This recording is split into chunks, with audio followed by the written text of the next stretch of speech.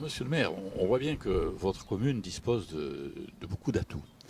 Et j'ai souhaité qu'on puisse les évoquer. Il y a aussi un sujet dont on parle souvent et qui est souvent accolé à la commune d'Échillé, c'est l'incinérateur. Nous en voudrions beaucoup si l'on ne l'évoquait pas. Alors, comment vivez-vous ce conflit?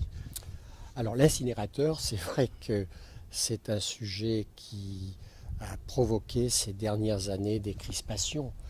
Il y a ceux qui soutiennent le projet qui se réalise aujourd'hui et ceux qui, il y a 3 ans, l'ont contesté et ont souhaité qu'il ne se réalise pas.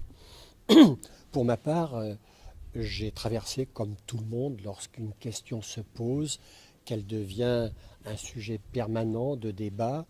J'ai eu des périodes de doute, je me suis posé des questions, j'ai écouté ceux qui s'y opposaient, ils avaient le droit d'avoir les opinions qu'ils exprimaient. Et ils ont toujours le droit de les exprimer aujourd'hui.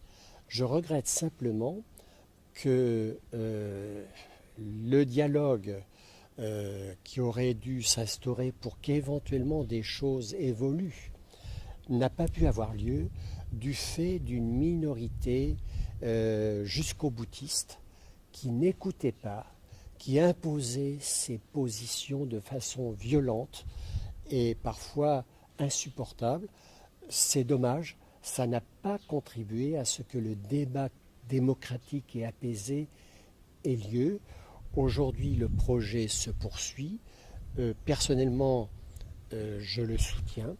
Je pense qu'il était important que l'unité qui existe depuis 25 ans puisse être remplacée par une nouvelle unité plus technologiquement plus performante, dont la situation à Échillé est due au fait que nous produisons ici la chaleur qui est vendue à la base aérienne de Rochefort, que ça a peut-être été un des éléments lorsque la question s'est posée de savoir si cette base devait rester à Échillé ou disparaître ou être délocalisée. Je pense que les avantages dont disposait la base au titre de l'énergie, de la chaleur qui était vendue, contribue à son maintien, je le pense sincèrement. En même temps, il y a 25 ans qu'il y a une unité au niveau du traitement des déchets à Échillé. Sur le même lieu, on a prévu de la remplacer de façon plus performante. Et je pense qu'on ne pouvait pas faire autrement que de prendre la décision d'en démarrer le chantier pour pouvoir profiter le moment venu du traitement qu'elle va assurer pour 200 000 habitants. Alors, on vous dira, tous les maires vous diront, après tout, je ne suis pas contre, mais je préférais que ce ne soit pas dans ma commune. Il se trouve que moi, je n'ai pas choisi, je n'ai pas décidé que ce soit dans ma commune, c'est dans ma commune. J'ai l'intime conviction que ce qui en est dit est exagéré. Et c'est pour cela qu'aujourd'hui, je suis apaisé et je pense que les choses vont se dérouler de la façon la plus normale possible pour que très vite cet outil soit exploité. Et dans votre conseil municipal, c'est un sujet qui aujourd'hui est encore très souvent abordé, qui prend beaucoup de temps, ou vous êtes déjà dans autre chose maintenant?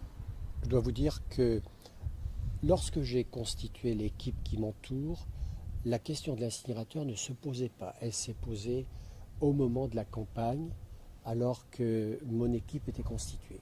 C'est clair que moi j'ai souhaité une équipe plurielle et qu'il y a parmi mes conseillers municipaux des opinions qui ne sont pas à l'unisson. Mais j'ai la chance d'être entouré d'une équipe de conseillers municipaux dont l'obsession, c'est la bonne marche de la commune. On ne se divisera pas, on ne s'opposera pas à cause de l'incinérateur. C'est un sujet pour lequel chacun a son point de vue, mais on a bien compris que ça n'aurait pas été raisonnable de s'entre-déchirer pour ce sujet-là, et surtout pour l'avenir d'Échillé et la gestion d'une commune qui méritait d'avoir une équipe solide et cohérente, ce qui est le cas. Bien, c'est un sujet qu'il convenait d'aborder. Vous avez dit votre conviction, vous avez dit la façon dont vous l'abordez.